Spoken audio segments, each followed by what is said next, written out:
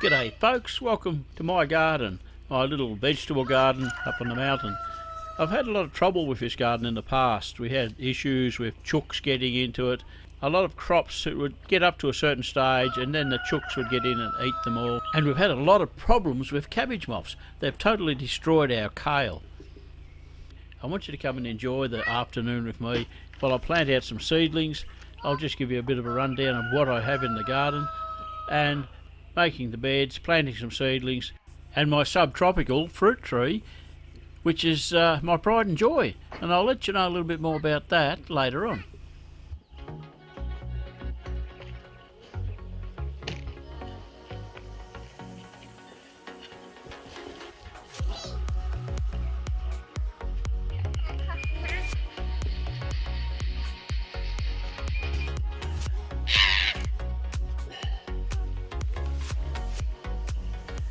I'm just tying up these potato leaves to make a little bit more room for the seedlings.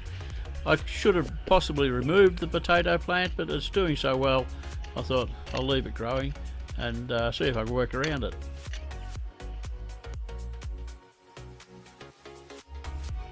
Does anybody know the name of this small grass weed? It's just very persistent. It's got runners that go along under the soil, and if you leave one little piece in the garden it just grows up again. I don't know the name of it. It's almost like a couch grass, but it's very fine. I don't know what it is. Anybody knows, give us a message and how to control it other than just keep digging it up. It's a really persistent pest, and well, I can work around it. I wish I didn't have to.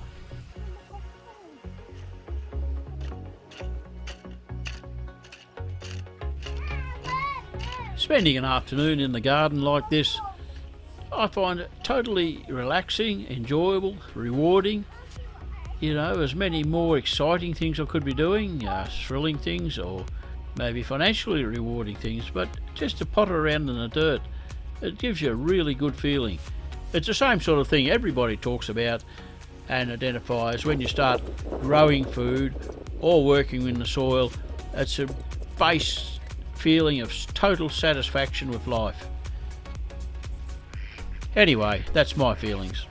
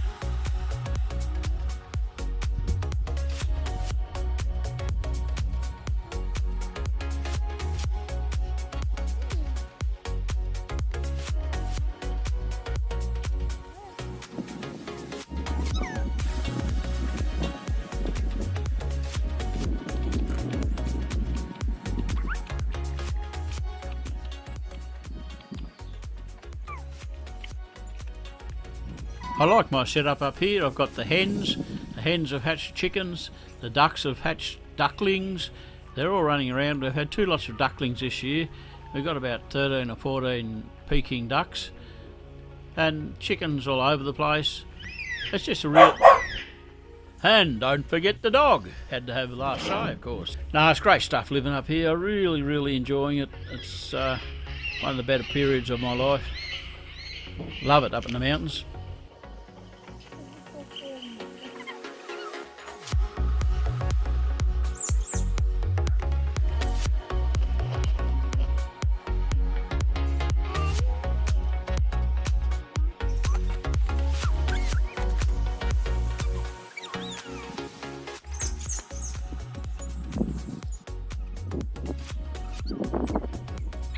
Talking about chooks and fowls and ducks and things like that, one of the greatest pleasures I get in being off-grid is the chooks and the fowls.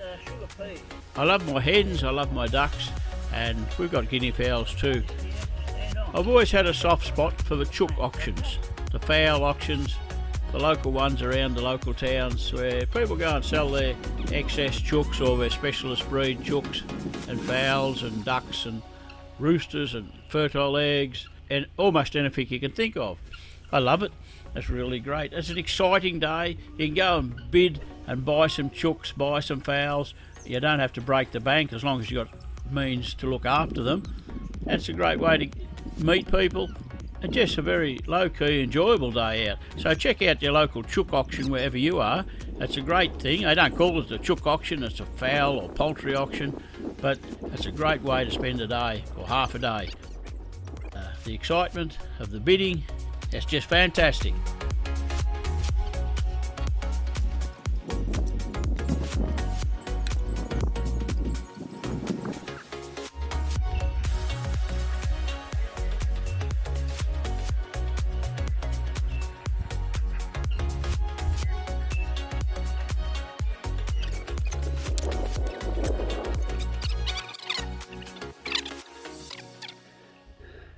And I bought a little rosemary bush for no reason other than I like the smell of rosemary, and I do like lamb laid on rosemary bread.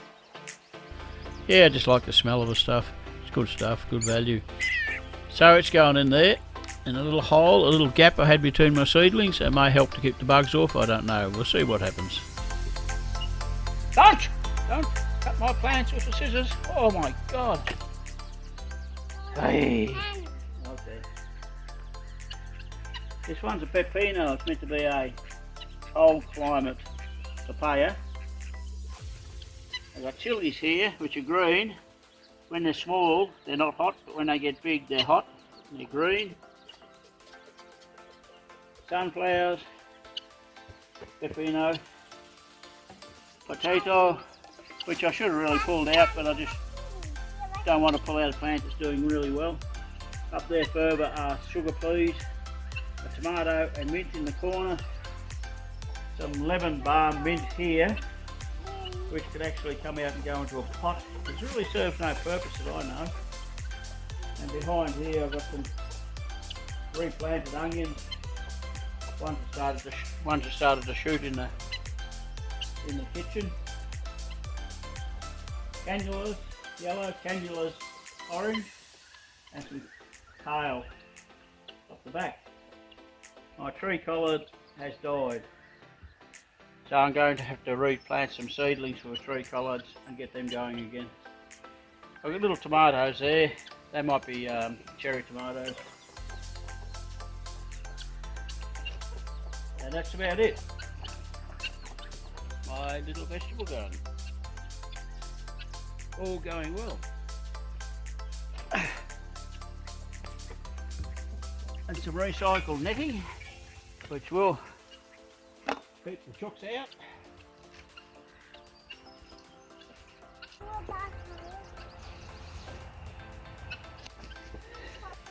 So that's my little vegetable garden. It's been a bit chaotic the last few years. We had some lightweight plastic netting around it, which would always let some sort of a chook or something to get in and destroy everything just before harvesting, just before it was useful. Now the other thing I've got on this garden now, I've had it for quite a while.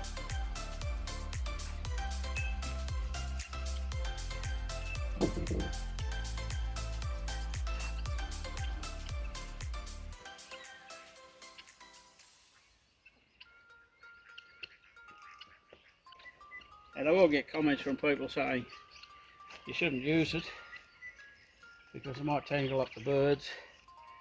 I've got 5 million bloody birds here of all sorts. I'll tell you what birds I've got. I've got kookaburras, I've got lyrebirds, I've got rosellas, I've got king parrots, I've got satin bowerbirds. The only bird that I've actually caught in the netting was a satin bowerbird. And that's over what 4 or 5 years. I've caught one satin bowerbird, which I caught and released, which I untangled and released. It didn't do him any harm, other than maybe teach him to keep out of my garden. I know a place where I came from, which I won't mention, had satin bowerbirds up in the hills, and there was always a continuous problem with the local gardeners, not the farmers, the gardeners, would poison them. They'd all start dying around the place, and there was such a hatred for them. But I've got no hatred, they're beautiful birds. Look at that little devil there, look at him. He's got the scissors and he's looking at the netting and he says, what can I do with these scissors? I could just cut something, can't I? He's cut up all the tags off me vegetables. And did you cut the vegetable tags? No. Yes, you did. Look at them on the ground there. Did you do this?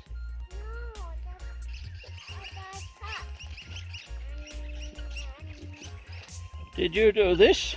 No, no, it wasn't me. Oh well, I've got to water the garden now, boy. Okay? Okay.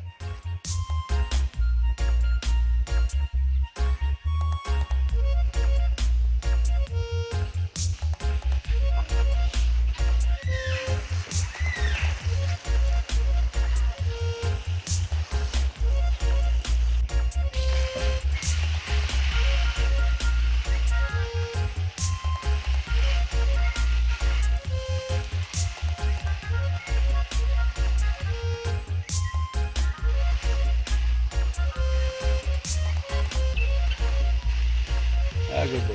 There you go. Yeah. Yeah, can water that one too. Now what are we going to do when the plants grow up?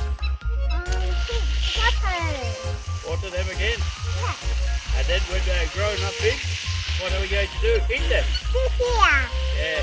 That's enough water, those ones. Water the big ones. Yeah, can water him. We're going to cook and food. Boy, we can eat these? Yes. And what is that one now you are watering? The big one. It is a potato. Yeah. And where do potatoes grow? Under the ground. Yeah. Yeah. And tomorrow. And these little ones grow, silver beet. Yeah. Sorry. Yeah, Chinese cabbage, rosemary. Only put it there. Smell might keep the bugs away, maybe a little bit, I don't know. I had a hole there and I had the rosemary, so I put it in there.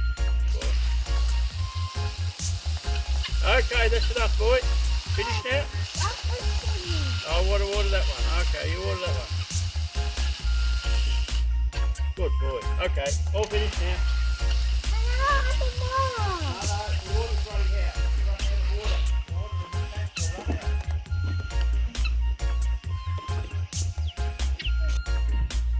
There's someone shooting? Someone is shooting. Can you hear that shooting? Someone is shooting. But they're not hunting because they're firing from the shots.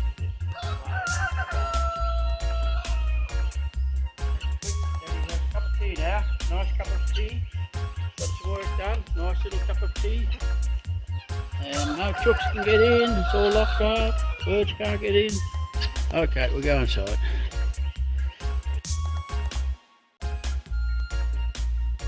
That's about it, guys.